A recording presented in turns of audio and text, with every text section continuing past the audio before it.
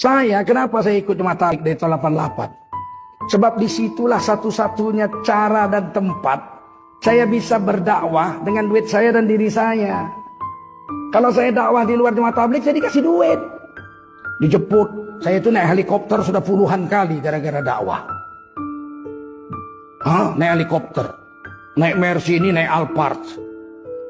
Tapi kalau saya ikut Jemaat Tabligh, pakai duit sendiri, jalan kaki, diludahi orang lagi.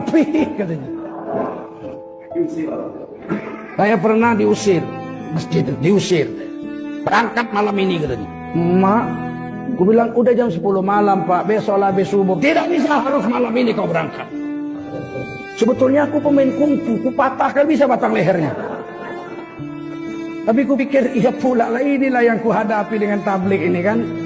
Nggak bisa Pak, tolonglah Pak, besok pagi Pak, kasihan anak-anak. Berangkat. Saya bilang gulung pakaian semua, ayo bedding tempat tidur gulung semua, kita berangkat malam ini. Kemana Pak? Nangis anak-anak mahasiswa itu, anak mahasiswa USU. Saya bilang kita cari masjid terdekat dari sini.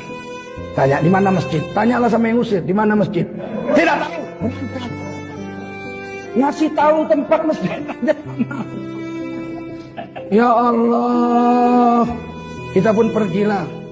Pergi, jumpa orang, di mana masjid terdekat. Ditengok sama bapak itu. Kalian yang ke masjid itu ya, yang bawa-bawa kompor itu. Iya. Tidur rumah saya aja, masjid jauh.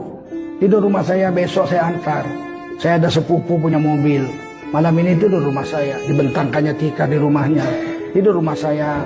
Nanti habis subuh, kita subuh ke masjid itu yang diusir itu. Barang biar di rumah saya, nanti habis subuh sepupu saya datang. Kita pindah ke masjid lain. Nangis bapak itu. Oh, ada pertolongan. Pindah. 3 bulan kemudian itu yang manggil, yang ngusir saya itu datang ke rumah saya, minta tolong saya ceramah Isra Mi'raj. Saya lihat ini yang ngusir saya. Dia pun pucat. Bapak katanya. Saya tengok jadwal, Masya Allah 6 bulan gak ada lagi waktu, tutup. Isra Mi'raj tahun depan lah baru bisa kau. Dalam hatiku kau, awak datang bawa agama diusirnya. Bila awak nggak datang dijemputnya pakai duit. Wakanal insan zaluman jahula, manusia itu yang bodoh. Nah itulah, makanya saya ikut tabligh. Kadang-kadang saya jauhlah datang ke rumah orang, tok, kasih orang 100 perak. Maaf Pak, Bapak nggak ada di rumah. 100 perak, astagfirullahaladzim. Saya pernah bawa profesor-profesor dari New Delhi University, Jami'an Nagar University. Di Universitas Sumatera Utara waktu itu. Sayalah pembicara penterjemahnya, mutarjimnya.